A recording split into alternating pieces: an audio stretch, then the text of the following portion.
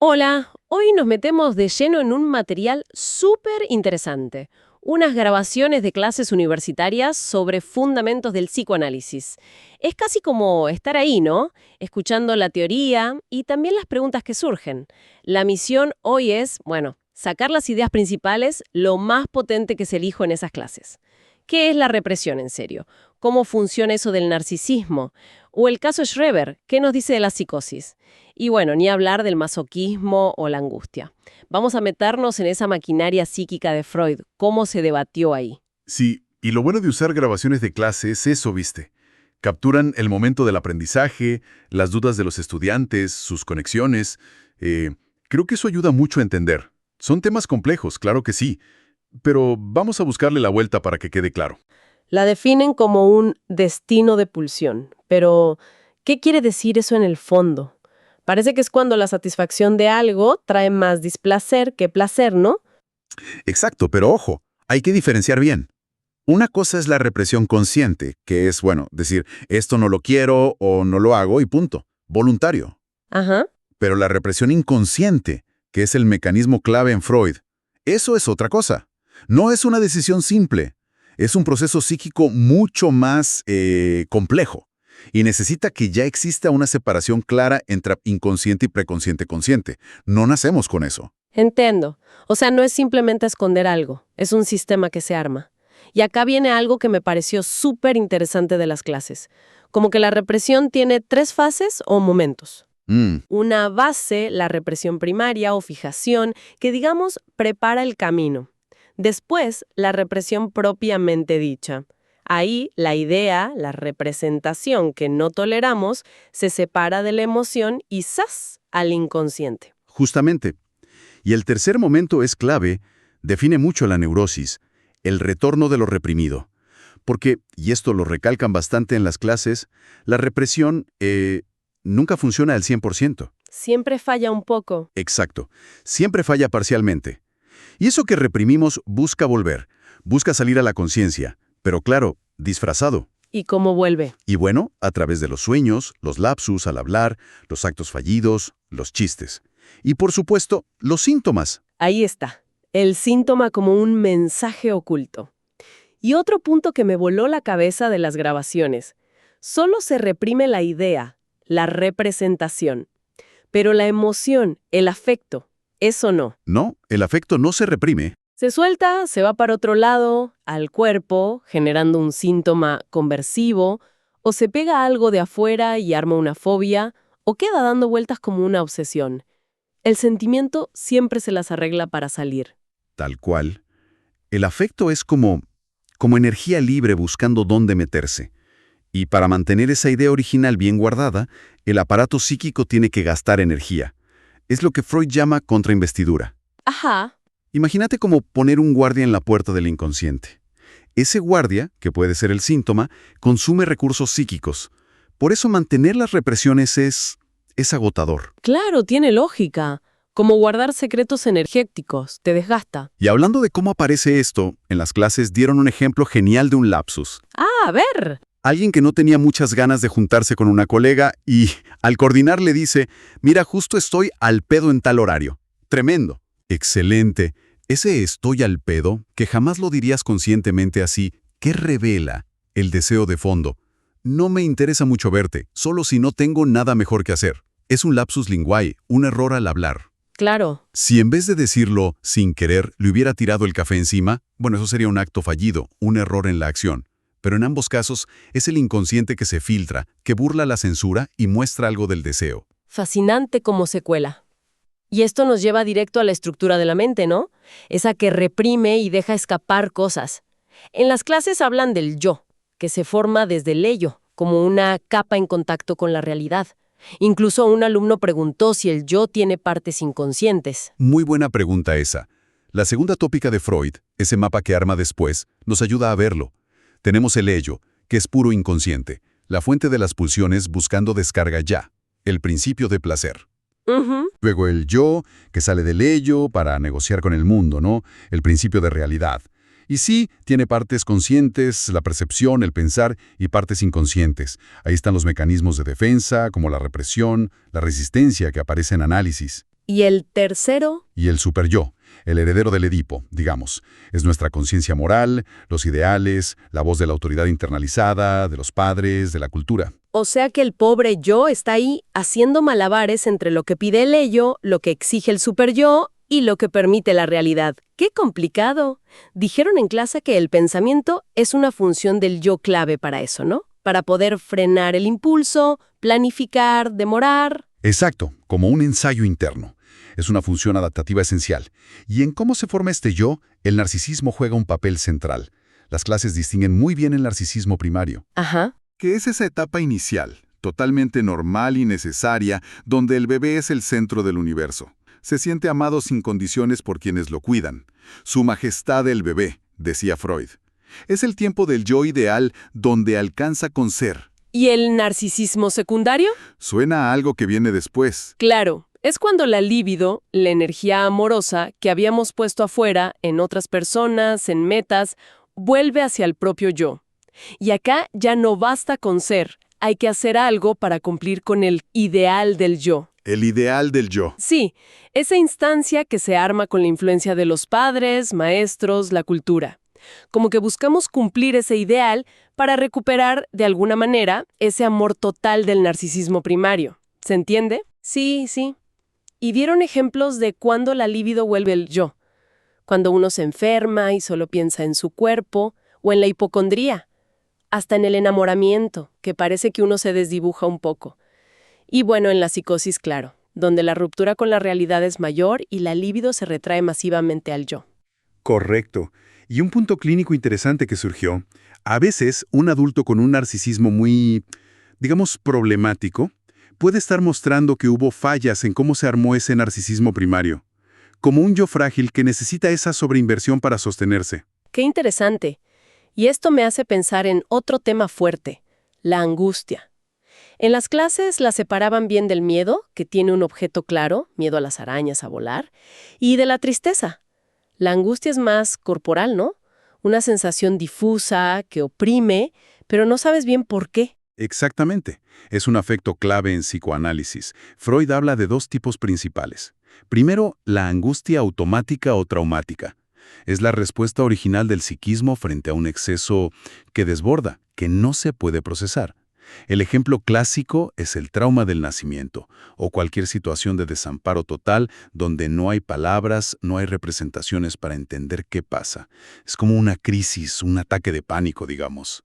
Entiendo, como un cortocircuito. ¿Y la otra? La otra es la angustia señal. Esta ya necesita un yo más formado. Funciona como una alarma, pero chiquita, anticipatoria. El yo detecta un peligro, puede ser externo, pero más a menudo es interno. El peligro de que una pulsión reprimida se desboque y ¡pum!, dispara una pequeña señal de angustia. ¿Para qué? Para activar las defensas. Para evitar justamente la angustia automática, el desborde. Es como un aviso para que el yo tome medidas. Ah, claro, una es desborde total y la otra es un aviso para evitarlo. Entonces, la angustia tiene que ver con la pérdida, con la castración simbólica del Edipo, con el miedo a que vuelva lo reprimido, y el síntoma, como decíamos, quizás es una forma de atar esa angustia, ¿no? De darle una forma para no sentirla tan cruda. Exacto. El síntoma es una solución de compromiso. Satisface algo del deseo reprimido, sí, pero también lo castiga. Y sobre todo, liga la angustia. La contiene, aunque cueste caro en otros aspectos. ¡Uf, qué complejo! Y bueno, metiéndonos en zonas aún más intrincadas. Las clases hablaron mucho del giro de Freud en más allá del principio del placer, porque si se supone que buscamos placer y evitamos displacer, ¿por qué repetimos cosas que nos hacen mal o tenemos esas tendencias autodestructivas? Esa es la gran pregunta que se hace Freud ahí. Empieza a ver cosas que no cierran con esa idea simple de buscar solo el placer.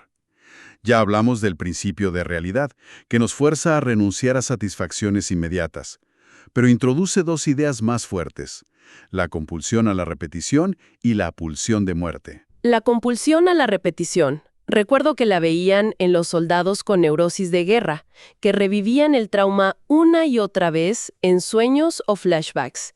Y también en ese juego del nene, el Fordá, con el carretel. Exacto, el juego del Fordá es clave.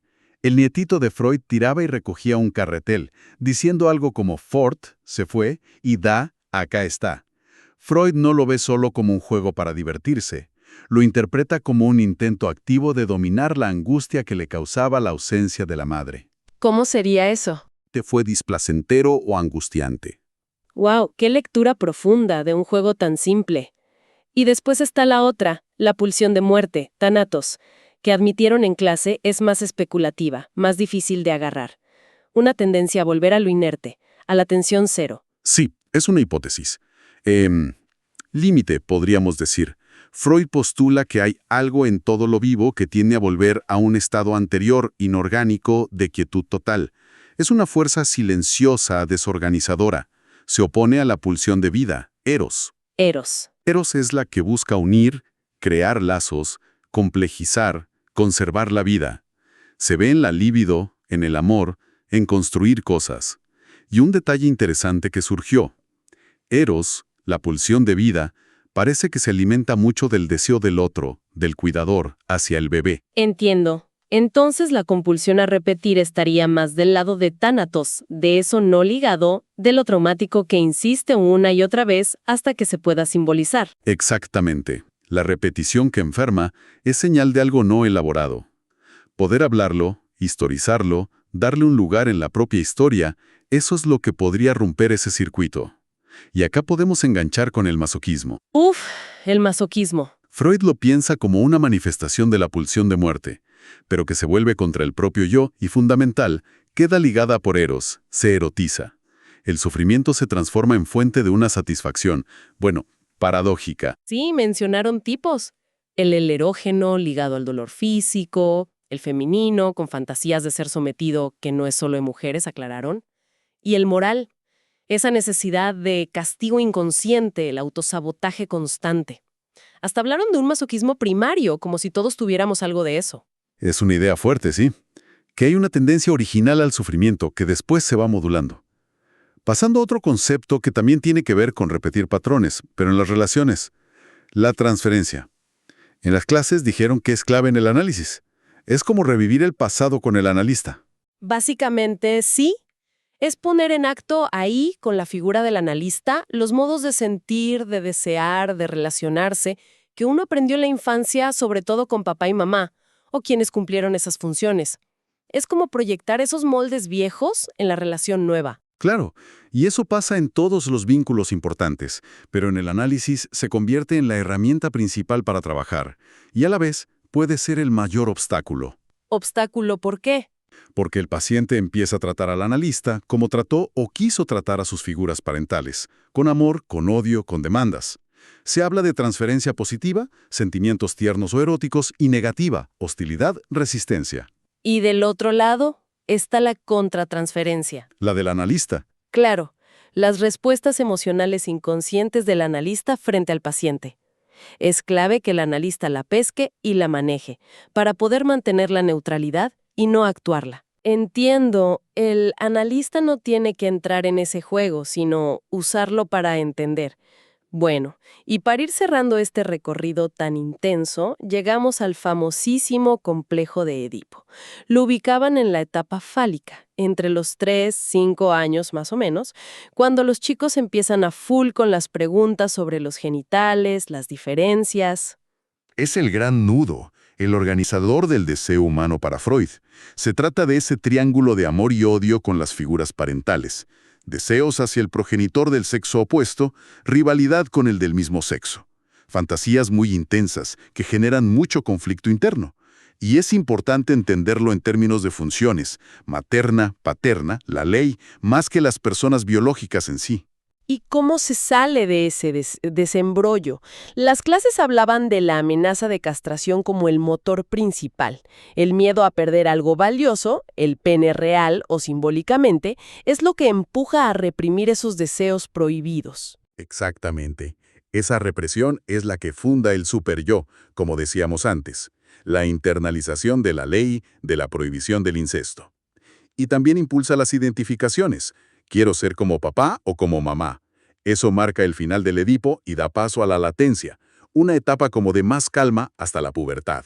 Y la forma en que cada uno atraviesa y resuelve su Edipo deja una marca para siempre en cómo va a desear, a amar, a elegir pareja después.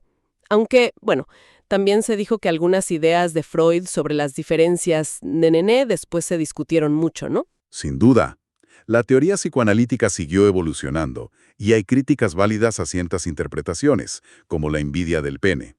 Pero el Edipo como estructura, como ese momento que nos marca en relación al deseo, la ley y el otro sexo, sigue siendo un concepto muy potente para pensar cómo nos constituimos. Bueno, ¿qué recorrido hicimos? Repasamos la represión y cómo vuelve, la estructura del yo, ello y superyo, el narcisismo primario y secundario, la angustia automática y la señal, la compulsión a repetir y esa idea tan disruptiva de la pulsión de muerte, la transferencia como ese espejo del pasado y el Edipo como nuestro guión amoroso inicial. Sí, y lo importante es ver cómo todo esto está conectado, ¿no? No son cajitas separadas. El psicoanálisis nos da una visión dinámica, compleja, donde el conflicto es parte del ser humano. El yo, ahí, siempre haciendo equilibrio. Y pensando en quienes nos escuchan, ¿cómo nos toca esto en el día a día? Quizá podemos empezar a prestar atención a cómo se manifiestan estos mecanismos en nuestras relaciones, en esos patrones que a veces repetimos sin darnos cuenta, en los sueños que nos dejan pensando o hasta en esos errores cotidianos. ¿Cómo entendemos nuestra propia angustia o nuestros ideales? Totalmente. Y un mensaje fuerte que se escuchaba en las clases es el valor de la palabra. Poder nombrar, simbolizar, poner en historia nuestras vivencias y conflictos es lo que nos permite elaborarlos, hacer algo con eso. Es ganar un poco de conciencia sobre nuestros deseos y actos, y con eso quizás un poco más de libertad y responsabilidad. Nos quedamos con esa idea. Gracias por acompañarnos en esta exploración, guiada por lo que se discutió en esas clases de psicoanálisis. Una ventana, creo, a la increíble complejidad de nuestra mente. Y para cerrar, quizá una pregunta que queda picando después de escuchar todo esto, si el conflicto es inherente, como se insiste, y si hasta podemos encontrar satisfacción en el sufrimiento, como en el masoquismo, ¿qué significa realmente estar bien o resolver nuestros problemas desde esta mirada? ¿Será eliminar el conflicto, algo quizá imposible? ¿O será más bien aprender a navegarlo de otra manera, con más conciencia, encontrando quizás satisfacciones más vitales? Ahí queda, para darle unas vueltas. Hasta la próxima.